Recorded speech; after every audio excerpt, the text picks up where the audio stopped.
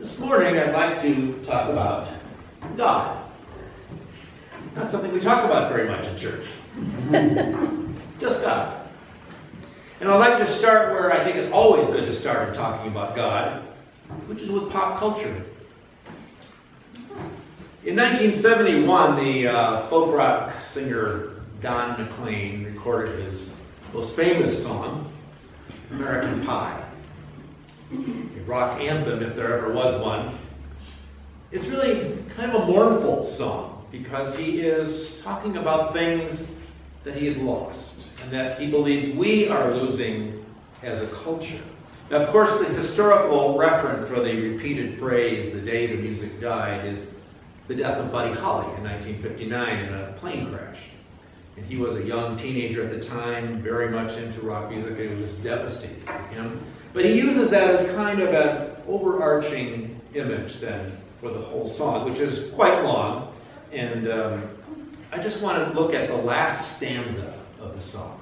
Because throughout the song there's kind of a religious thread, if you will, which becomes more explicit at the very end. I met a girl who sang the blues, and I asked her for some happy news, but she just smiled and turned away. I went down to the sacred store where I'd heard the music years before, but the man there said the music wouldn't play. And in the streets the children screamed, lovers cried, and the poets dreamed, but not a word was spoken. The church bells all were broken. And the three men I admire most, the Father, Son, and the Holy Ghost, they caught the last train for the coast, the day the music died. There's no secret that we've experienced a long-term sense of God's fading away, disappearing, perhaps taking the last train out of town. 5 years before McLean's song in 1966, Time magazine had its, some would say, infamous and certainly most famous cover, Is God Dead? It was the first time they'd ever done a cover without any pictures, just those three words, very startling. And now, in a new technological age, we would call that cover clickbait, right? Because people saw it and grabbed it off the stand, sold like hotcakes. People were furious, but they read it and talked about it. The article that the cover referred to was a discussion of a group of theologians who had become known as the Death of God theologians. And what they were talking about actually was not a new idea, but had been around for a long time. The phrase actually goes back to Friedrich Nietzsche, a German philosopher, who wrote a book in the 1880s. He didn't make the question, he made the statement, God is dead. And provocatively said, and we've killed him. It continued to be discussed and talked about now in the Christian world. Dietrich Bonhoeffer in his last writings talked about the coming of a religionless Christianity, as he saw how pathetically weak much of the church had become, not just in Germany, but throughout Europe and throughout the Western world. The next decade, Paul Tillich said, God does not exist. God does not exist. Because that's not what God is. Trees exist. People exist. This building exists. But God, in fact, is the foundation of existence, the source of existence, or the phrase that he liked to use most often, the ground of being. It's no secret either where this problem has come from. God has been dying because God's been running out of things to do. Science has filled in the gaps. It used to be that God was the explanation for all the unexplainable things in life, of which there were lots. Birth, death, earthquakes, hurricanes, all the good things, bad things, the crops, the seasons, all of that. Well, it was God. But of course, with the Enlightenment, coming of science, one by one, all of those things started to get an explanation. God became what was called the God of the gaps, meaning God filled in wherever science couldn't come up with an explanation. But as the decades have rolled by, those gaps have become fewer and smaller. So that, as I've said, God has been left with not much to do. And with our understanding of the universe and really no place for something called heaven, God doesn't have a place to be. And so God is both unemployed and homeless. A French scientist in the early 1800s wrote this massive book describing pretty much everything that had been learned at that point. It's been called the French Newton. And Napoleon met him. I don't know whether he read the whole book or not. It's pretty enormous. But he said, "You've written all of this, and you've never talked about God." And Laplace, the scientist's name, his famous answer is, "I had no need of that hypothesis." Well, the God that has been fading away is this God that has looked over things, looked over the world, who has manipulated and poked and so on. The image I had always had, ever since I watched it, was from Disney's Fantasia, which is based on multiple pieces of classical music. And there's one where he uses Beethoven's Symphony No. 6, the Pastoral. And there's this scene out of kind of Greek mythology. And these are animals and people are kind of bouncing around. But over them are the clouds. And the gods are up there. And there's this one Zeus-like god who looks down and decides to have some fun. And so he brings this pounding thunderstorm. And he's throwing bolts of lightning down. The people are scattering and running and trying to get away. That's the God that has disappeared. This God, even if we don't do it so cartoonishly, nonetheless is the one who's manipulated and pulled strings and makes things happen, who's up there somewhere. But up where now? Every year the pollsters ask people the question, do you believe in God? And despite all of what I've just said, nonetheless, the numbers that say they believe in God have been pretty high. Started to fade a little bit in the last few years, but usually it's been well into the 90s some percentile. But what they never ask is a follow-up question, which is, now tell me about that God that you believe in. Because there is simply this assumption that all we have to do is say, I believe in God, and that settles it. Because, of course, the God that I'm thinking of is the same God you're thinking of, right? Perhaps not. Perhaps not. We don't know.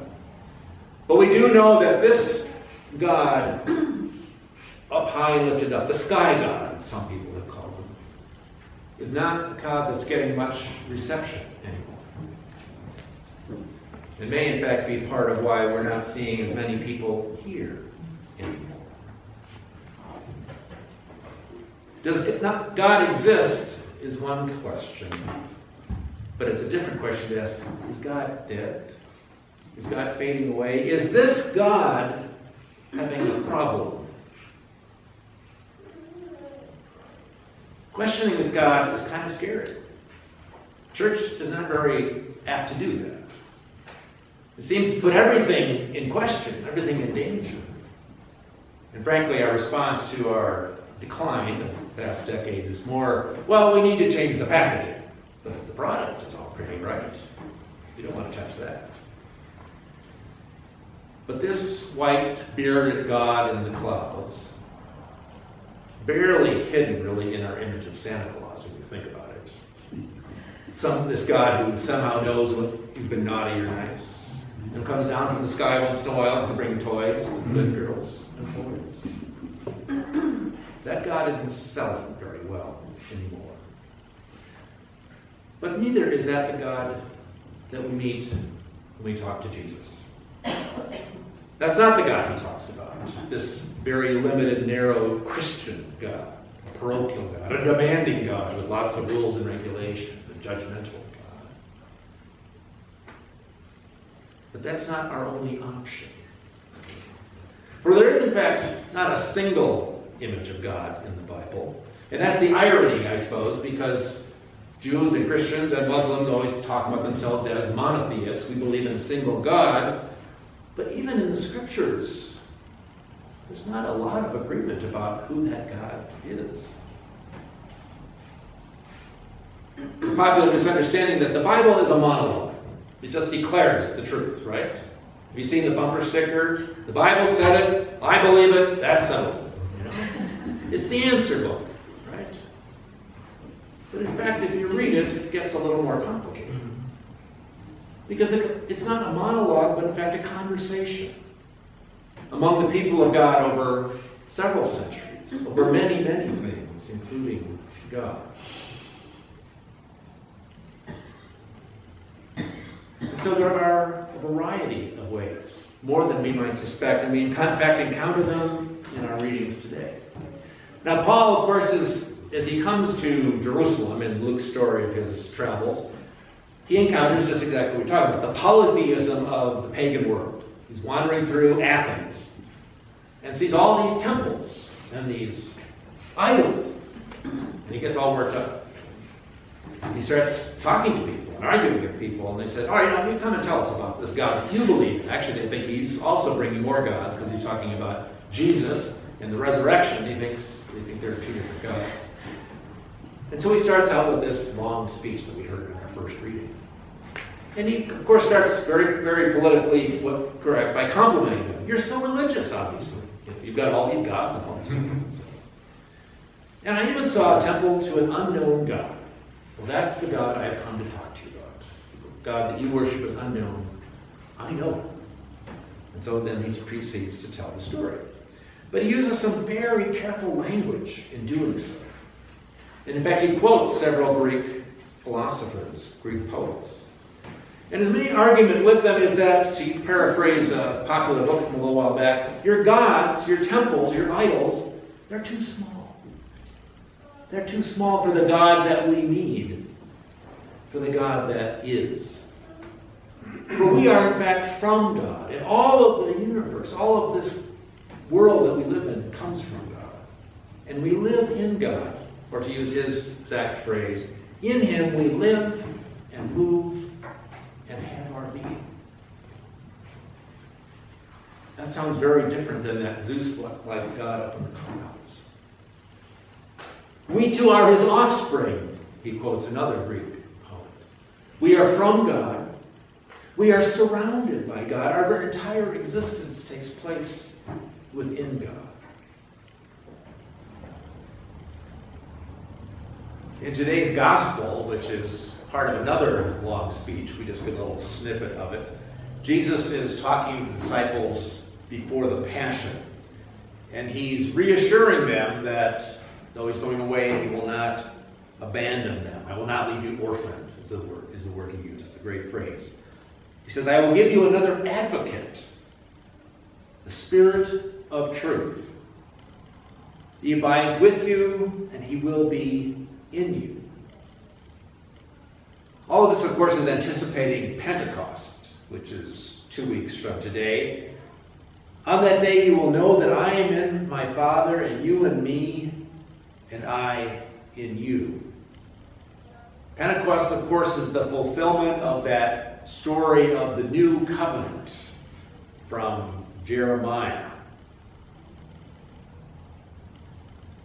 I will make a new covenant, God says. The old one is no good anymore.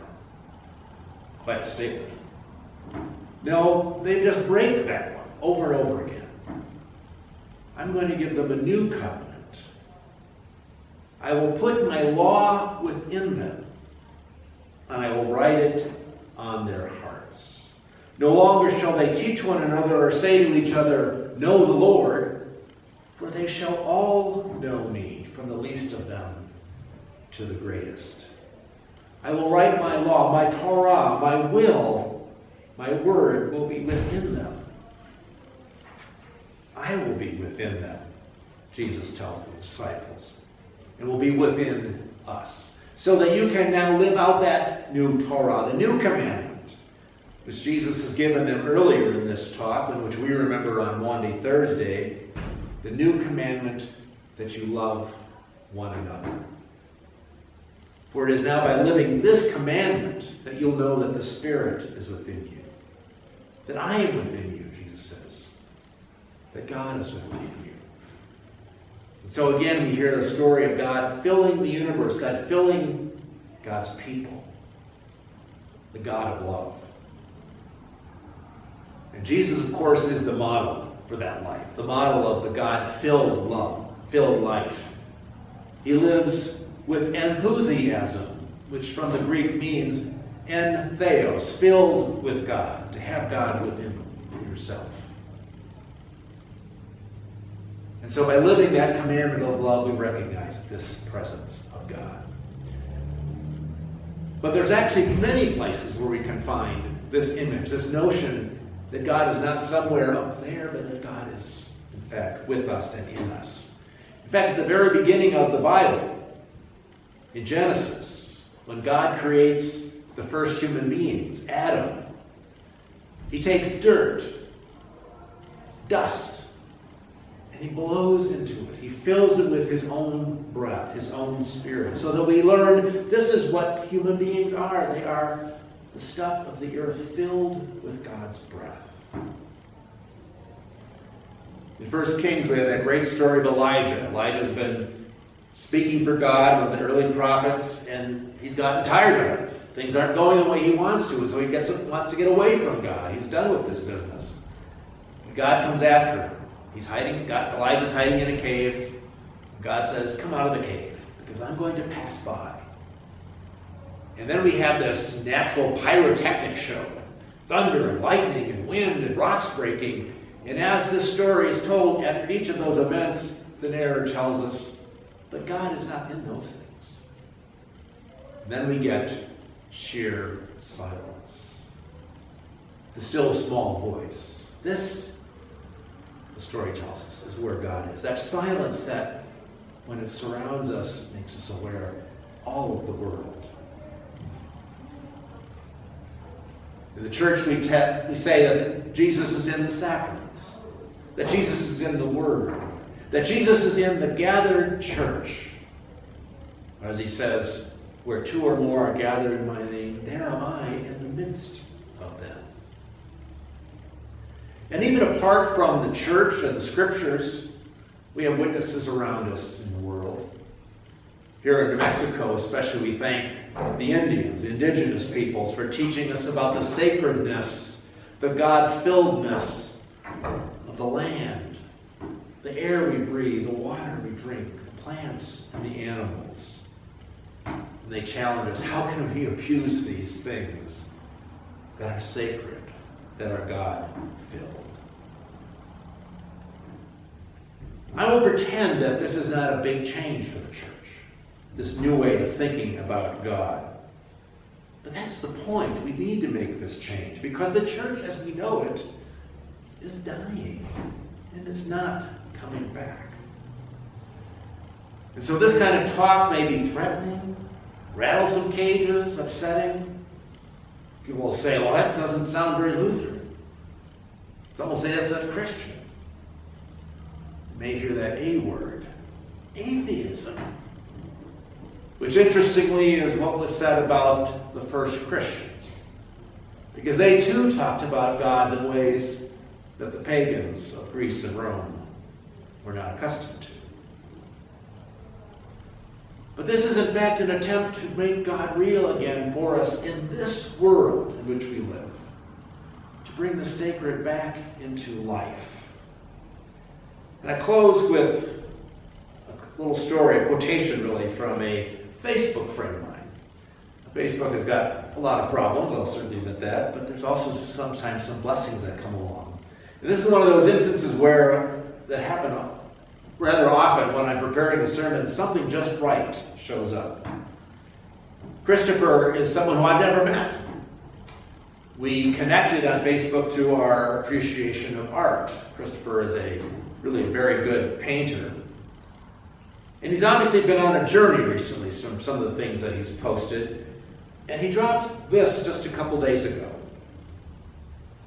He writes, I believe in a kind, generous world. One where if I do my part, continuing to pour love, strength, compassion, and creativity into the world, I will always be taken care of. I will have more than enough, and I will know love, because above all, I am made of love. Now, from his previous posts, I haven't gotten any indication that he thinks of himself as a Christian, that he has any religious affiliation necessarily. In this post, he never uses the word God. And yet, this is the presence of the Spirit today. This is, if you will, the religion of the new millennium. These are voices we need to hear, to listen to pay attention to, because they're speaking to us of God's presence in this world today. As Jesus so often says in the Gospels, anyone with ears to hear, let them listen.